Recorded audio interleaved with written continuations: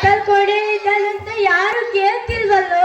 ಅಮ್ಮ, ಇವತ್ ಕತ್ತಲ್ ಕೋಣೆ ಇಲ್ಲಿರಬಹುದು, ಆದ್ರೆ ನಾಳೆ ಬೆಳಕಿಗೆ ಬಂದೇ ಬರ್ತೀನಿ. ನೀನ್ ಅಳಬೇಡಮ್ಮ. ಇನ್ನೇನ್ ಮಾಡ್ಲು? ಹಕ್ಕಿ ತರ ಸ್ವತಂತ್ರವಾಗಿ ಹಾರಾಡ್ಬೇಕಾದ್ ನೀನು ಈ ಜೈಲ್ ಸೇರ್ಕೊಂಡಿದ್ದೆಲ್ಲೋ, ಏನ್ ಮಾಡ್ಲು? ಅಮ್ಮ, ಕೆಲವು ದಿನಗಳು ಕಳೆಯಲಿ, ಇದರಿಂದ ಹೊರಗೆ ಬಂದು ಸ್ವತಂತ್ರನಾಗಿ ನಿನ್ನೆದುರು ಓಡಾಡ್ತೀನಮ್ಮ. ನೀನ್ ಅಳಬೇಡಮ್ಮ. ನೀನ್ ಅಳುವುದನ್ನು ನನ್ನಿಂದ ನೋಡಕ್ಕಾಗಲ್ಲಮ್ಮ. ನೀನು ಇಲ್ಲಿಂದ ಹೊರ ಬರಕ್ಕಾಗಲ್ಲಂತ ನನ್ ಗೊತ್ತು. ಇವರು ನಿನ್ನನ್ನ ನೇಣಿಗೆ ಹಾಕೋದು ನನ್ ಗೊತ್ತು. ಆದ್ರೆ ನನ್ನಿಂದ ನಿನ್ನನ್ ಕಳ್ಕೊಳಕ್ ಇಷ್ಟ ಇಲ್ಲಪ್ಪ, ಇಷ್ಟ ಇಲ್ಲ. ಅಮ್ಮ, ತಾಯಿನ ಕಾಪಾಡೋದು ಮಗಳ ಕರ್ತವ್ಯ ಅಲ್ವೇನಮ್ಮ? ಹೆತ್ತ ತಾಯಿ ಜನ್ಮ ಕೊಡ್ತಾಳೆ, ಆದ್ರೆ ಭಾರತಾಂಬೆ ನಾವು ಬದುಕಿರೋರ್ಗು ನಮ್ಮನ್ನ ಎತ್ತಾರೆ, ಸಾಕ್ತಾರೆ, ಬೆಳೆಸ್ತಾರೆ. ಅವ್ರ ಋಣ ತೀರ್ಸಲು ತಪ್ಪೇನಮ್ಮ? ವ್ಯಾಪಾರ ಮಾಡ್ಕೊಂಡು ಹೊಟ್ಟೆ ತುಂಬಿಸ್ಕೊಳ್ಳಕ್ಕಂತ ಬಂದಿರೋರು ಇವತ್ತು ನಮ್ಮನ್ನ ತಮ್ಮ ಕಪಿ ಮುಷ್ಟಿಯಲ್ಲಿಟ್ಟುಕೊಂಡು ಆಟ ಸಾಕು ಮುಡ್ಸ್ಕೊಂಡು ಸುಮ್ಮನೆ ಇರಕ್ಕಾಗುತ್ತಮ್ಮ? ಹೇಳಮ್ಮ, ಹೇಳು. ಮಗನೇ ಮಗನೇ, ನಿನ್ನ ಆಟಕ್ಕೆ ಹೋದರೆ ಎಲ್ಲ ಸರಿಯಾಗಿದೆ.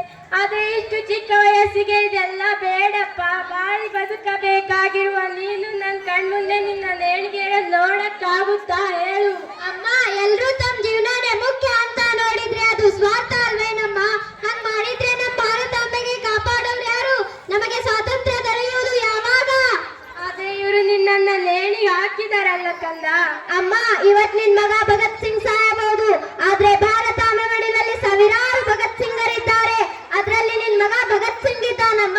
ನಾನಿವತ್ ಸಾಯ್ತಾ ಇರೋದು ನನ್ ಭಾರತಾಂಬೆಗೋಸ್ಕರ.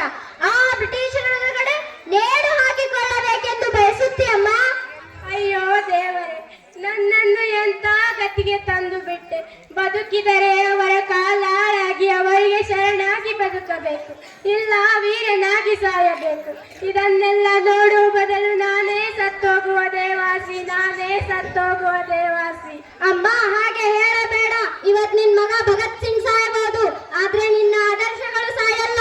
ಮುಂದೊಂದು ದಿನ ನಮ್ಮ ದೇಶಕ್ಕೆ ಸ್ವಾತಂತ್ರ್ಯ ಬಂದಾಗ ಪ್ರತಿಯೊಬ್ಬ ಭಾರತೀಯ ತಾಯಿನು ತನ್ನ ಮಗ, ನಿನ್ ಮಗ ಭಗತ್ ಸಿಂಗ್ ತರ ಇರ್ಬೇಕು, ಭಗತ್ ಸಿಂಗ್ ತರ ಇರ್ಬೇಕು ಅಂತ ಬಯಸ್ತಾಳೆ.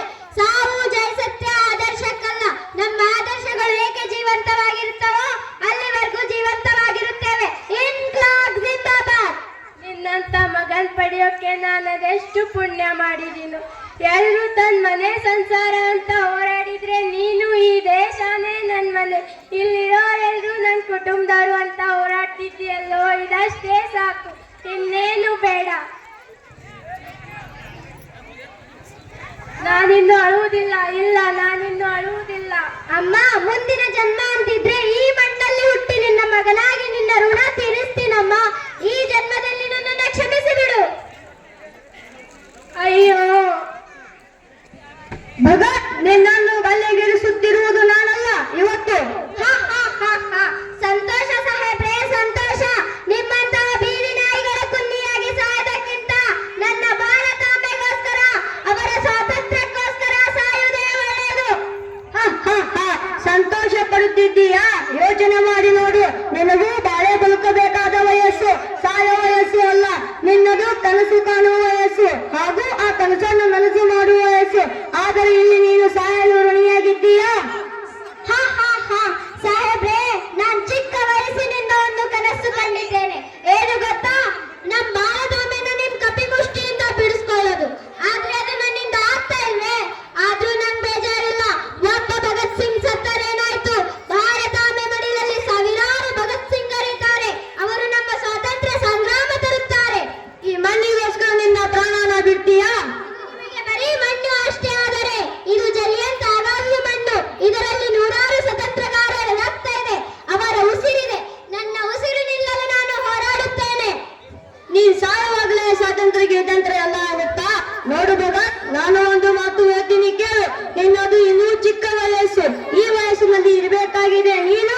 ನಿನ್ನದು ಒಳ್ಳೆಯ ವಯಸ್ಸು, ಅದಕ್ಕೆ ಹೇಳ್ತಾ ಇದ್ದೇನೆ. ನನಗೆ ಈಗಲೇ ಗೊತ್ತಾಯಿತು, ಇನ್ನು ಮುಂದೆ ನಿನ್ನ ಸಾವಾಸಕ್ಕೆ ಬರುವುದಿಲ್ಲ. ನನ್ನನ್ನು ಕ್ಷಮಿಸು. ನೋಡು ಭಗತ್, ನೀನು ಒಂದು ಕೆಲಸ ಮಾಡು. ನೀನು ಒಂದು ಅಪಾಲಜಿ ಲೆಟರ್ ಬರೆದು ನಮಗೆ ಶರಣಾಗು. ಅಪಾಲಜಿ ಸಾಕು ಸಾಹೇಬ್ರೆ. ಈ ಭಗತ್ ಸಿಂಗರ ಮೇಲೆ ಇರ್ತಿರೋದು ಹೇಡಿಗಳ ರಕ್ತ ಅಲ್ಲ, ವೀರನ ರಕ್ತ. ನಾನ್ ಚಿಕ್ಕ ವಯಸ್ಸಿಂದಾನೆ ಭಾರತಾಂಬೆನ ಸ್ವತಂತ್ರಗೊಳಿಸ್ಬೇಕಂತ ಕನಸು ಕಾಣ್ತಿರೋ ನಾನು ಅಪಾಲಜಿ ಲೆಟರ್ ಬರೆಯಲು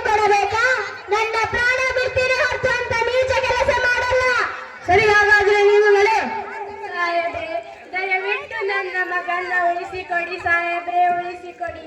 ನಿನ್ನ ಮಗನಿಗೆ ಅದಲ್ಲೇ ಹೇಳಿದ್ದೇನೆ, ನಮಗೆ ಒಂದು ಅಪಾಲಜಿ ಲೆಟರ್ ಬರೆದು ಶರಣಾಗು ಅಂತ. ಅವನ ಪ್ರಾಣವನ್ನು ಉಳಿಸಲು ಟ್ರೈ ಮಾಡಬಹುದು, ಆದರೆ ಅದನ್ನು ಅವನು ಒಪ್ಪುತ್ತಿಲ್ಲ. ಏನು? ನನ್ನ ಮಗ ನಿಮ್ಮ ಕಾಲ Incoming call from Jadava Photo Solapur identified by Truecaller. ವೀರನಾಗಿ ಸಾಯೋದೇ ವಾಸಿ. ಜೋಸಿ ತಮನ್ನ